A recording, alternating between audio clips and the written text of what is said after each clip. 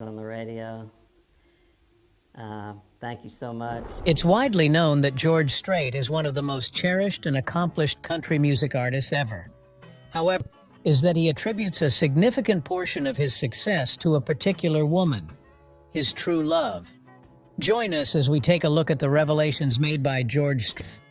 George Strait was born in Poteet, Texas on May 18, 1952. His parents were John Byron Strait Sr. and Doris Jean Kuzer. They lived in County. His father worked as a math teacher at a junior high school and owned a ranch near Big Wells, Texas. The family spent their weekends and summers working on the ranch. George was in the 4th grade, his parents divorced, and his mother moved away with his sister Pensy. Despite this, George was fortunate because his father took on the role of a single parent, his older brother Buddy. They spent much of their time working together on the ranch. While attending Pearsall High School, George began his journey in music. He joined the Stoics, drawing inspiration from bands like the Beatles and other British rock groups. George loved the Beatles because they were extremely popular during that time. Rock bands during his high school years. However, as time went on, his musical taste shifted towards country music. He started listening to artists like Hank Thompson, Earl Haggard, and others. These singers greatly influenced his own musical style. But why did Strait begin to enjoy country music? Surprisingly, Strait didn't much when he was young.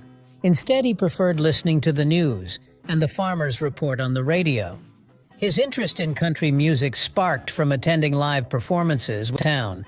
These shows stirred up a love for country music in him.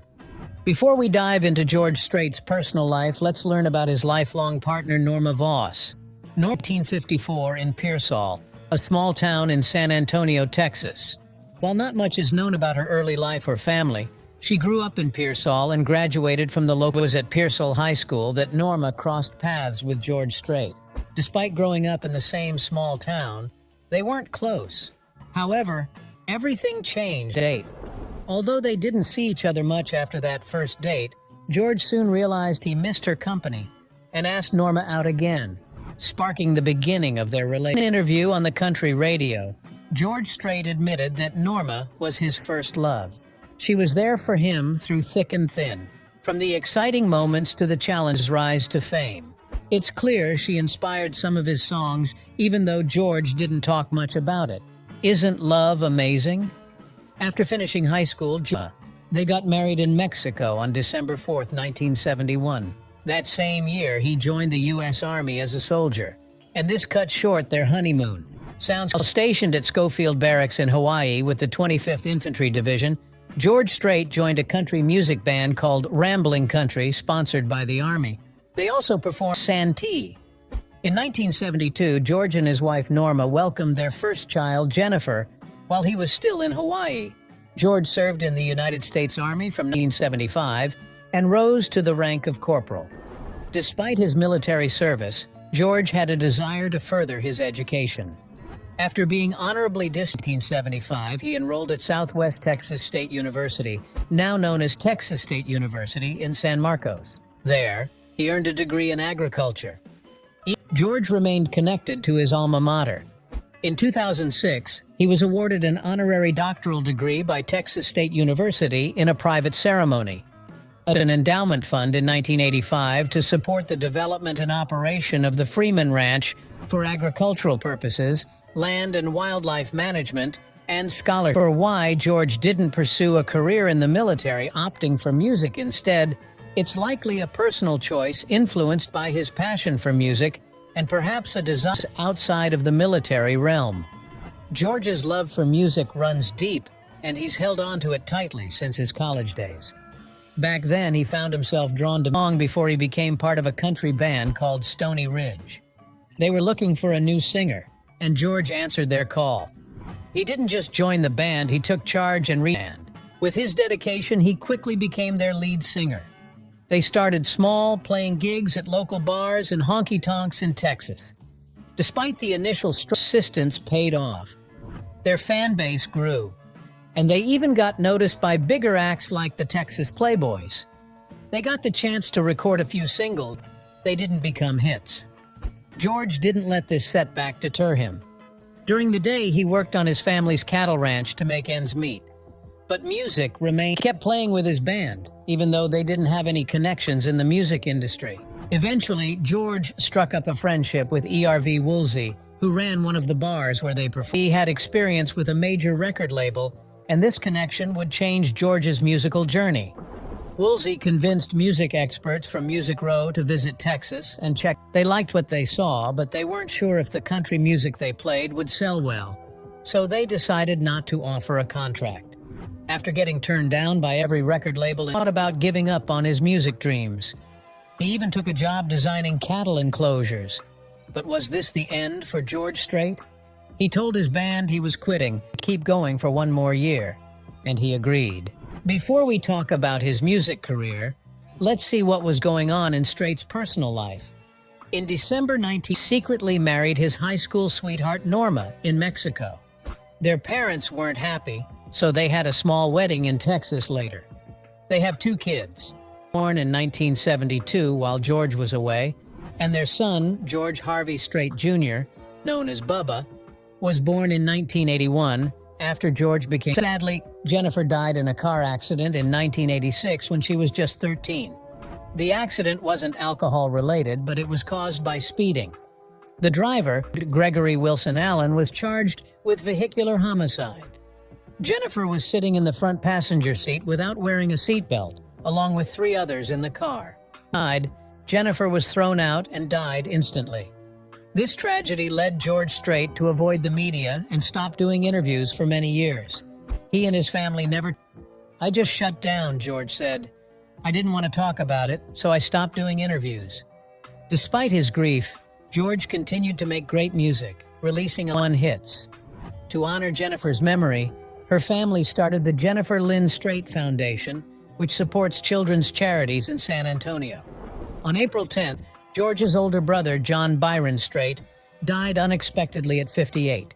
He was found dead in his hotel room, with the medical examiner attributing his death to a toxicity and heart disease. George's path to fame wasn't easy. Despite considering quitting music, he persevered after his wife encouraged him to continue, and paid off when he signed a recording contract with MCA in February 1981. Initially, there was an agreement just for 1 song. If that song did well, they're making a whole album. George Strait's band, Ace in the Hole, stuck with him faithfully, supporting his live shows and playing as his backing band for his new solo career. And George Strait put out his first song with MCA Records called Unwound. It was a hit, reaching number 6 on the country charts and appearing on his first album, Strait Country. Longer deal with MCA and kickstarted his music career. George Strait was really into promoting his album Unwound. But his manager Woolsey said no to record company people looked. They wanted him to ditch his cowboy hat and wear fancier clothes instead of jeans. The album also had 2 other popular songs, Down and Out, and If You're Thinking You Want a Stranger, There's One Coming Home. Critics loved Strait Country. They thought it was fresh because it wasn't like the pop country music that was pop. Instead, it brought back the traditional country sound. For the next 10 years, George Strait released many albums, and each one sold over 1 million copies. After Strait Country in 1980, up with Straight from the Heart in 1982. That album had his first #1 country hit, Foolhardy Memory. But it wasn't just the music that made women were crazy about Strait. He became a sex symbol, and they showered him with flowers at his shows. There were so many flowers that it became a problem figuring out what to do with. At first, they just tossed them in a dumpster on the way out of town. Later, they came up with a plan to donate them to local hospitals. After the release of Straight from the Heart, he went ahead to create more songs that topped the charts. In the early 1990s, George Strait released his 10th album, Livin' It Up. It included 2 hits for 5 weeks in 1990.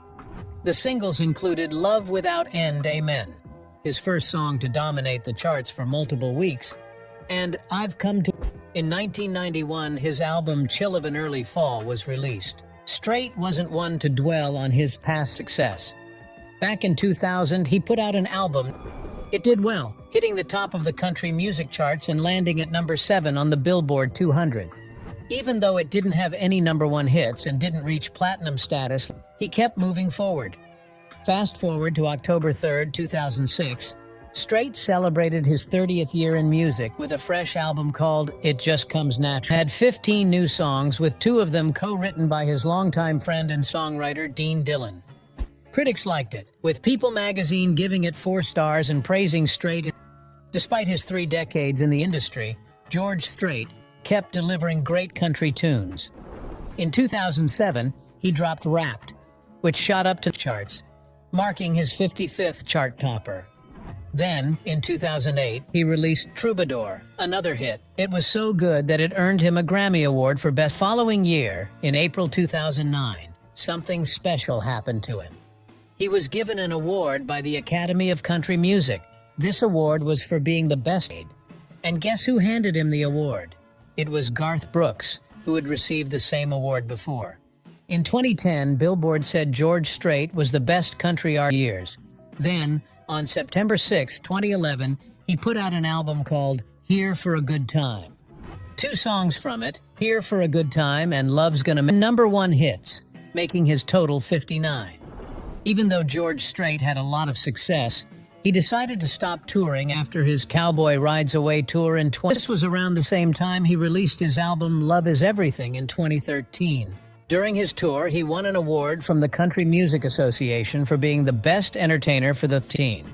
Then in 2015, he released his 29th album titled Cold Beer Conversation.